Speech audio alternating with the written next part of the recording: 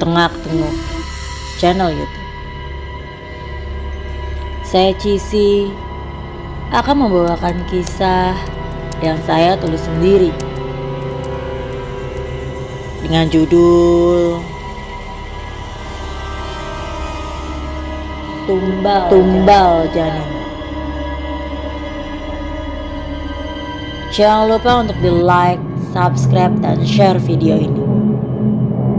Selamat mendengarkan.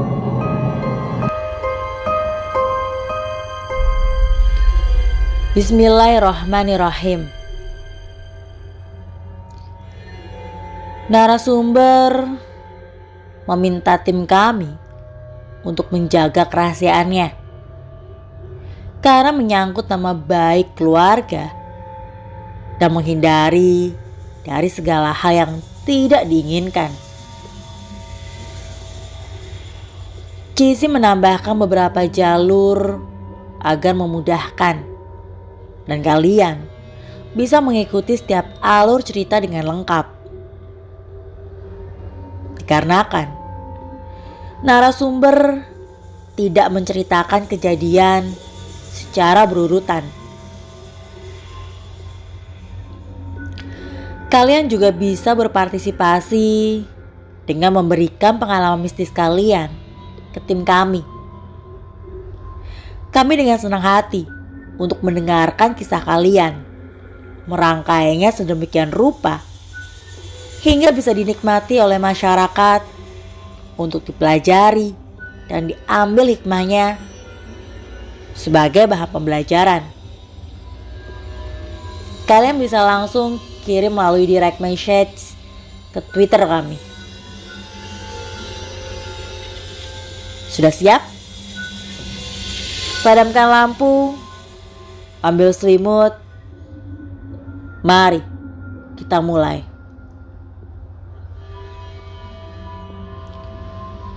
Hari ini keluarga istriku datang ke rumah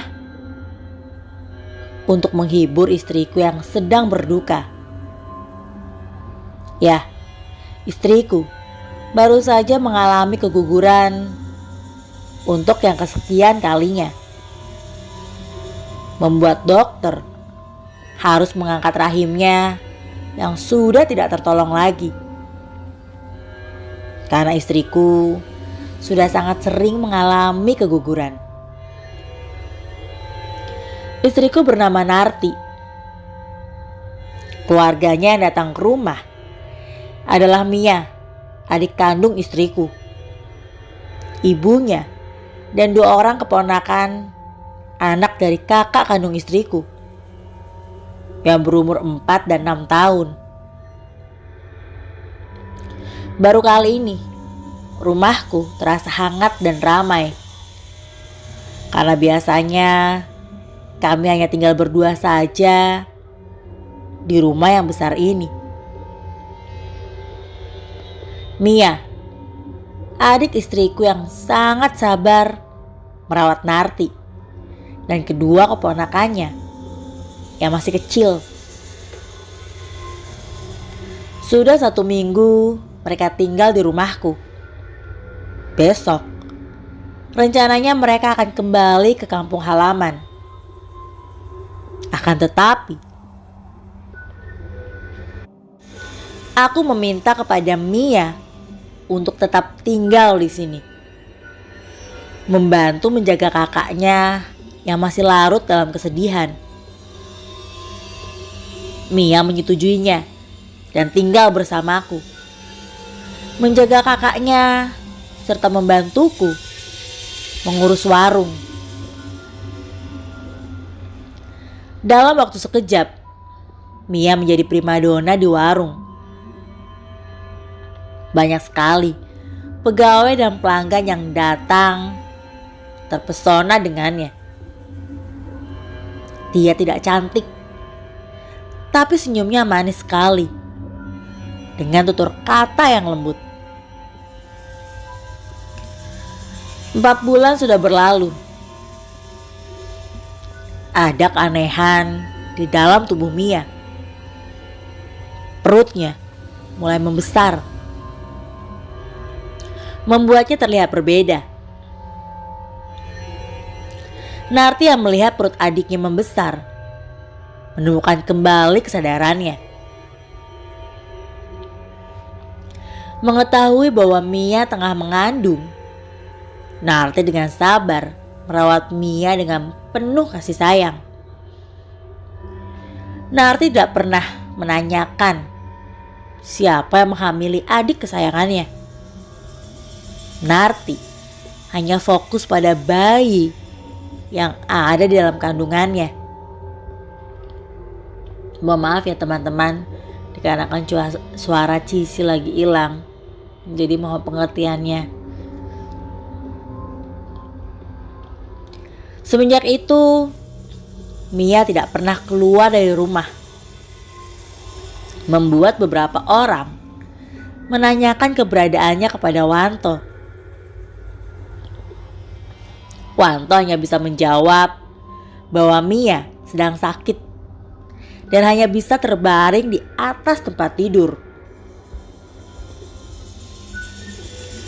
Wanto hari ini pergi untuk bertemu dengan dukun di pesisir Laut Selatan. Wanto mengetahui tentang dukun tersebut dari sahabatnya, sesama penjual mie ayam. Putus asa dengan keadaan membuatnya pergi menemui sang dukun untuk meminta penglaris. Membuatnya menjadi orang kaya dengan cara instan, tanpa sepengetahuan Narti. Wanto pergi bertemu dengan sang dukun dan mereka pergi berjalan ke pinggir pantai. Wanto menemani sang dukun duduk bersila di antara batu karang yang menjulang dan memecah ombak. Ombak-ombak besar yang datang membuat Wanto merinding ketika melihat ombak besar datang dan pecah ketika menghantam batu karang di depannya. Jangan pernah mengangkat kepalamu ketika mencium bau melati. Pantang hukumnya, ucap sang dukun sebelum duduk bersila di atas bebatuan besar. Wanto bertemu dengan penguasa Laut Selatan. Dia hanya terdiam, mendengarkan sang dukun di depannya berbicara kepada sang penguasa Laut Selatan. Suaranya terdengar lembut, tersamarkan oleh suara ombak yang pecah. Terlihat beberapa pasang kaki di depannya, dan salah satunya mendekat ke arahnya. Terimalah, ini kembang melati menghias rambutku. Jaga baik-baik, maka aku akan memberikan kemakmuran. Suaranya terdengar berbisik tepat di telingaku. Padahal kakinya terlihat jauh di depan sang dukun. Sepasang kaki yang mendekatiku bukanlah sang penguasa laut. Aku mendapatkan kembang melati yang menghias rambut sang penguasa Laut Selatan. Wanto tetap menundukkan wajahnya. Nyalinya ciut, mencium wangi yang semerbak. Seketika, keadaan sekeliling berubah. Taruh kembang melati ini di dalam air jernih. Jangan lupa tambahkan kembang melati dari pasar di antaranya. Jika kembang melati yang lainnya sudah mulai layu, kamu harus menggantinya dengan kembang melati dan air yang baru. Taruh kembang ini di dekat tempat tidurmu. Aku akan datang kembali ketika waktunya tiba. Ucap sang penguasa Laut Selatan. Wanto hanya bisa menganggukkan kepala, tanda bahwa dia mengerti. Setelah keadaan kembali normal, sang dukun membalikkan badannya, menghadap ke arah Wanto.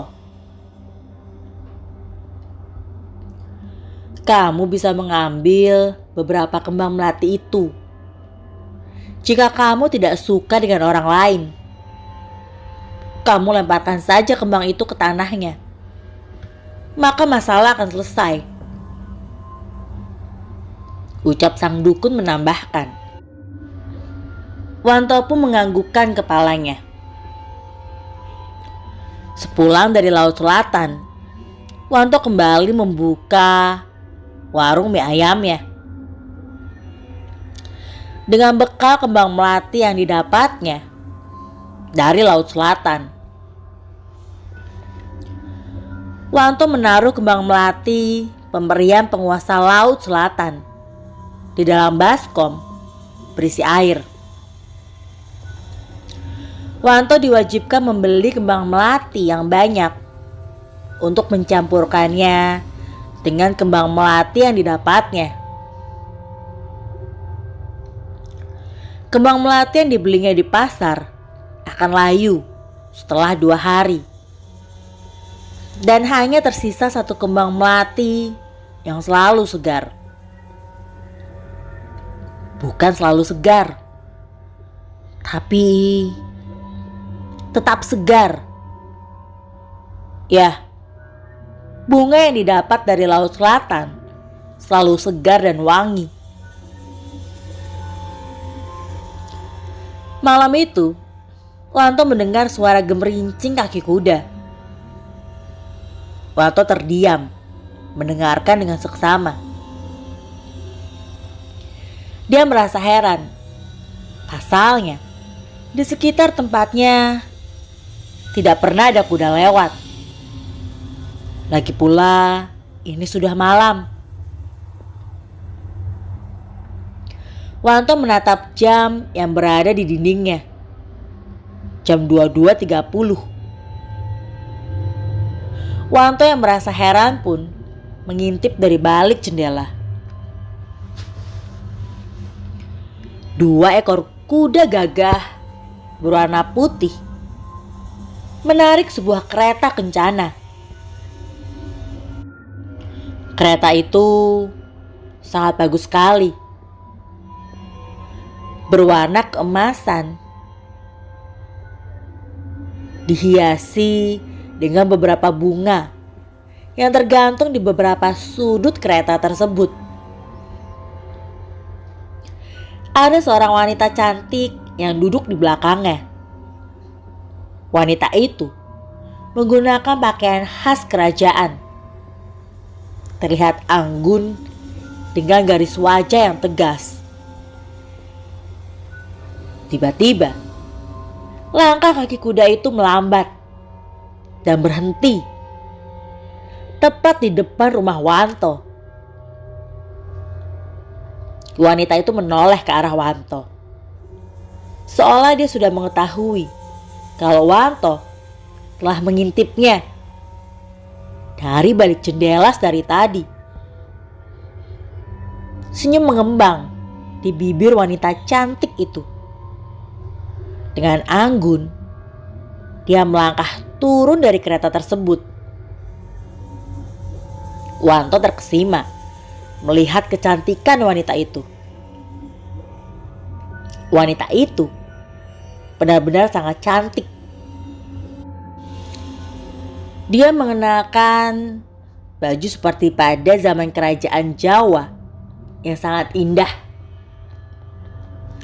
Kemennya berwarna merah tua, dipadukan dengan kain jarik di bagian bawahnya yang bermotif batik, dengan dihiasi sedikit warna merah tua.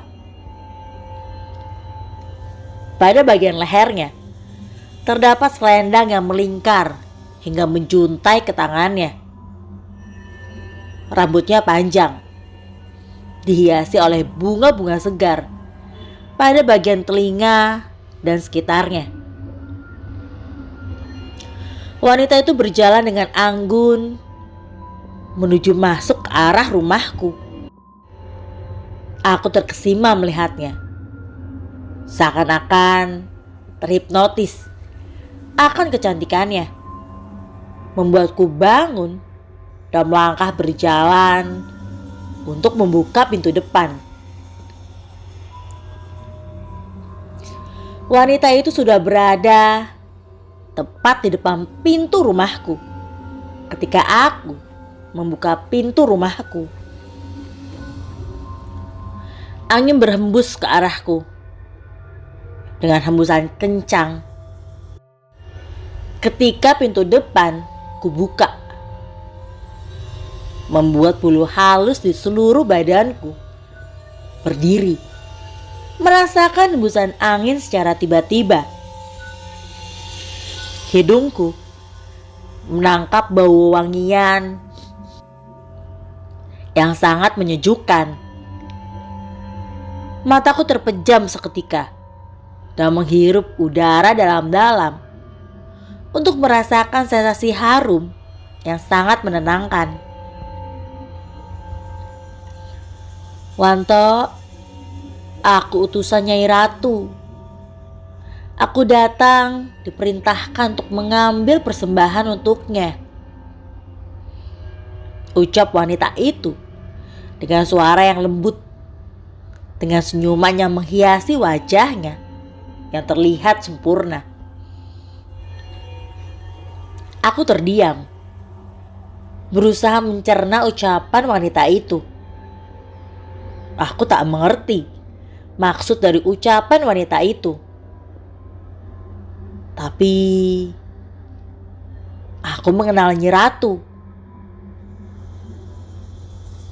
Maksudnya persembahan apa ya? Tanyaku dengan wajah kebingungan. Wanita itu hanya tersenyum melihat ke arahku dan mengarahkan telunjuknya menempel di bibirku. Jari itu sangat wangi dan halus, membuatku kembali lupa dengan segalanya. Aku hanya terdiam, mematung di pinggir pintu depan rumahku. Kecantikannya sungguh membuatku tak berdaya. Wanita itu berjalan dengan anggunnya memasuki rumahku. Beberapa saat kemudian, wanita itu kembali berjalan menghampiriku dari dalam rumah dengan anggunnya. "Aku akan membawa persembahanmu untuk Nyai Ratu. Dan setelah ini, Nyai Ratu akan memberikan apa yang kamu inginkan. Terima kasih atas persembahanmu," ucapnya tanpa menoleh dan pergi begitu saja. Aku merasa heran. Aku kebingungan melihat wanita itu berjalan menghampiri keretanya tanpa membawa apapun. Dia tidak membawa sesuatu di tangannya. Apa yang telah aku berikan? Dia tidak membawa apapun. Dia tidak mengambil apapun. Apa aku salah dengar? Aku hanya bisa mengerutkan keningku dan menggaruk kepalaku yang tidak terasa gatal sama sekali. Aku kembali terdiam, mencoba mencerna semua ucapannya. Tapi aku tersentak seketika, terbangun dari lamunan ketika mendengar suara istriku, Narti, menjerit kesakitan dari dalam rumah. Aku tersentak dan terburu-buru memasuki rumah dengan langkah cepat. Istriku berteriak sangat kencang. Aku kembali terdiam ketika membuka pintu kamar. Alangkah terkejutnya aku. Mataku terbelalak melihat ke arah istriku yang sudah bersimbah darah. Pemandangan ini sangat mengerikan bagiku. Hanya darah yang terlihat di sekitar istriku. Darahnya sangat banyak dan mengalir deras membasahi kasurku. Narti masih berteriak kesakitan. Tangannya memegang perutnya yang sudah membesar. Aku melihat ada seseorang yang sedang duduk di hadapan istriku. Dia membelakangiku. Siapa itu? Tanyaku dalam hati. Dengan langkah perlahan, aku mendekat ke arah istriku yang masih mengerang kesakitan. Aku melihat dari balik punggung wanita itu, ingin mencari tahu apa yang sedang dia lakukan di sana. Aku melihat kedua tangannya masuk ke dalam organ intim istriku. Dan tangannya terlihat seperti sedang menarik-narik sesuatu. Ketika dia berhasil menariknya, tanganku menutup mulutku yang menganga. Mataku membelalak melihat hal itu. Aku melihat dia menarik kepala bayiku yang masih mungil. Hanya kepala yang ada di tangannya. Kepala yang terpisah dari badannya. Kakiku lemas tak berdaya, membuat badanku jatuh terduduk di lantai. Istriku masih menjerit dengan hebat ketika tangan itu kembali masuk dan menarik paksa sisa-sisa janin yang masih berada di dalam perutnya.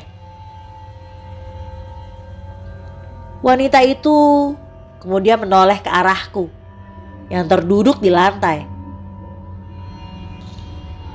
Aku kembali tersentak ketika wanita itu menoleh ke arahku. Dia, aku mengenalnya. Wanita itu, dia wanita kereta kencana. Aku terdiam melihat bibirnya yang tersenyum lebar dengan darah menghiasi tangan serta wajahnya. Dia tertawa terbahak-bahak ke arahku. Akan kuberikan persembahanmu kepada Nyai Ratu, ucapnya dengan suara lantang. Suara tawa itu masih bergema, terdengar jelas. Tapi wanita itu sudah hilang. Wanita itu sudah tidak ada. Dan potongan janin yang tadi terlihat juga tidak ada. Kemana? Tanyaku dalam hati. Aku segera berdiri menghampiri istriku yang sudah terdiam. Keningnya basah dengan keringat. Wajahnya terlihat amat kesakitan. Tercium bau amis menusuk hidungku, membuatku segera berlari keluar rumah. Aku memuntahkan semua isi perut dan mengetuk pintu rumah tetangga terdekatku, membawanya ke rumah untuk menolong Narti. Tetanggaku segera datang dan melihat kondisi Narti yang sudah bergelimang darah di kamar. "Dia keguguran, Tok," ucap tetanggaku menatapku yang sedang berdiri di ambang pintu dengan wajah sedih. Aku mengerti sekarang. Wanita itu telah mengambil janin yang ada di dalam kandungan istriku sebagai persembahan untuk ratu. Bukan persembahan, melainkan tumbal. Aku menghela nafas berat. Mataku kembali melihat istriku yang masih merintih kesakitan dengan tangan memegang perutnya. Aku pun keluar dari kamar untuk menenangkan diri.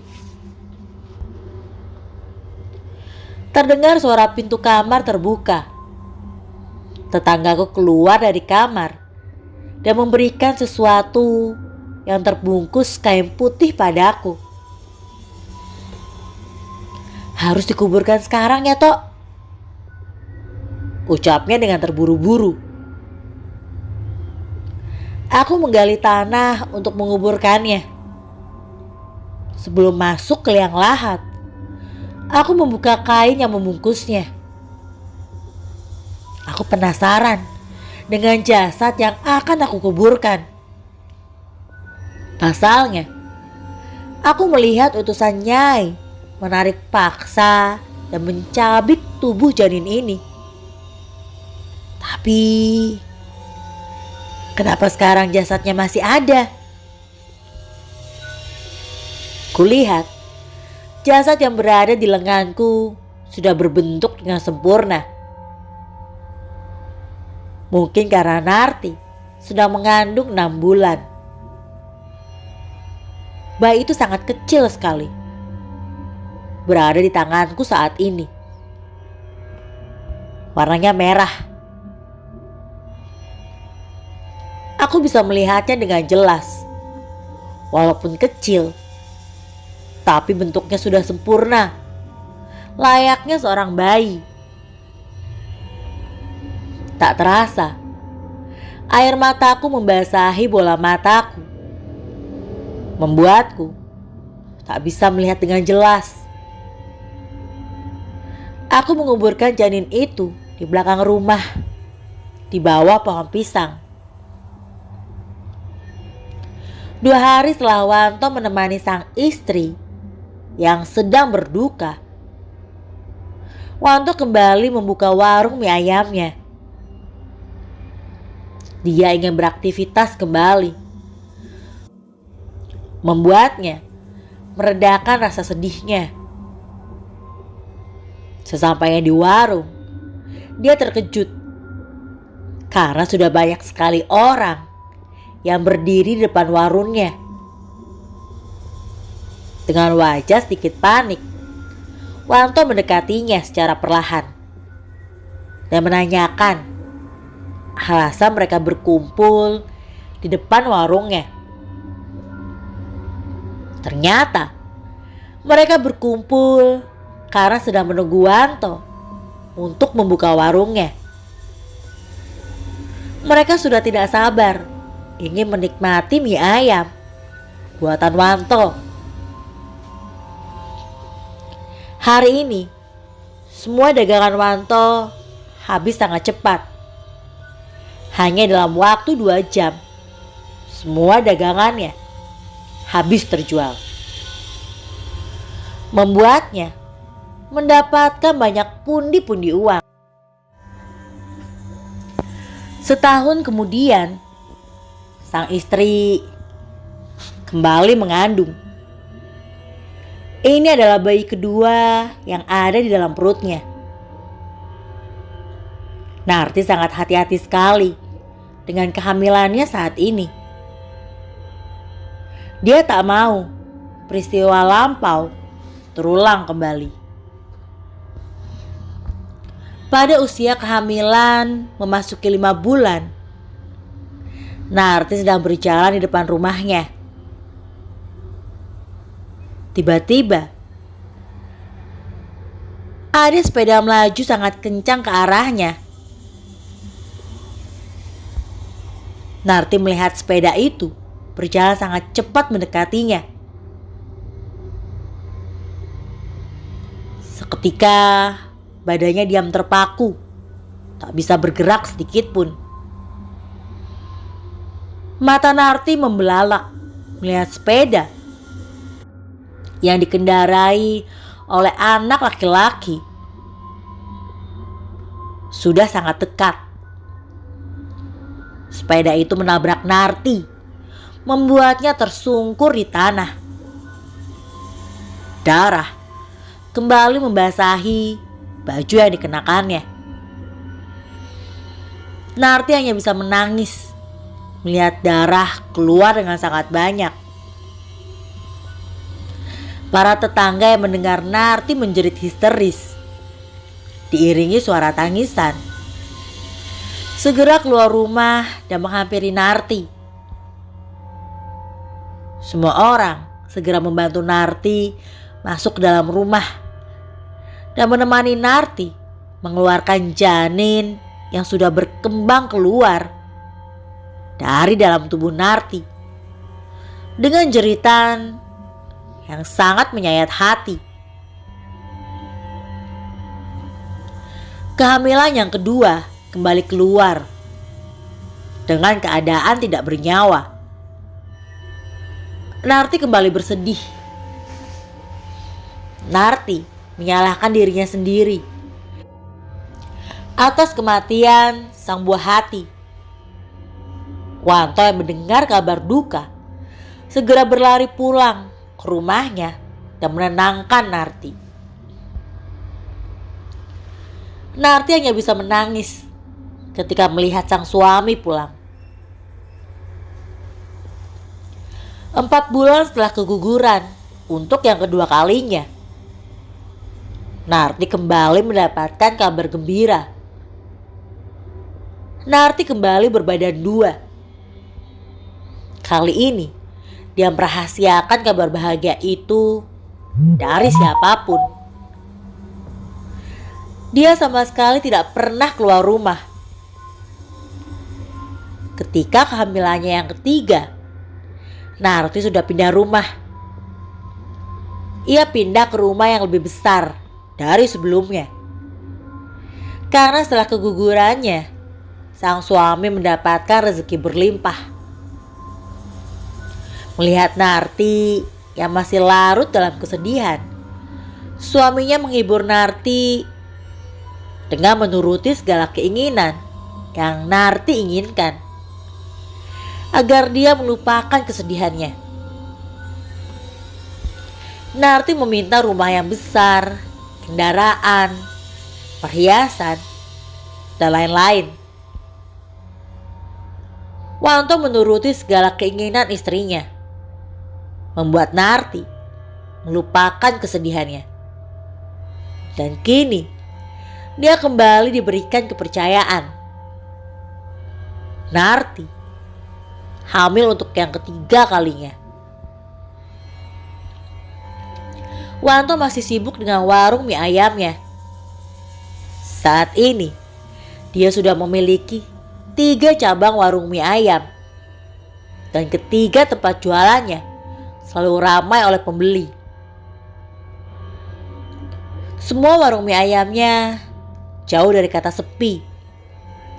Sedangkan pedagang lainnya yang berjualan di sekitar warung mie ayamnya sepi akan pembeli.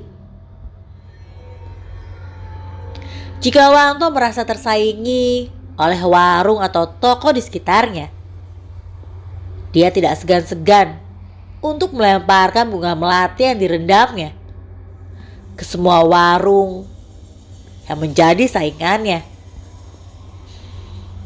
Alhasil, warung yang dilemparkan bunga melati di depannya akan sepi, gulung tikar. Bahkan ada yang sampai menjual tokonya. Jahat sekali. Itulah manusia. Jika hati sudah rusak, maka mata akan menjadi gelap. Astagfirullahaladzim. Kehamilan yang dia sembunyikan kali ini hanya bertahan 12 minggu saja. Janin itu keluar ketika Narti sedang buang air besar. Tunggu kelanjutannya hanya di Tengak Tenguk channel YouTube.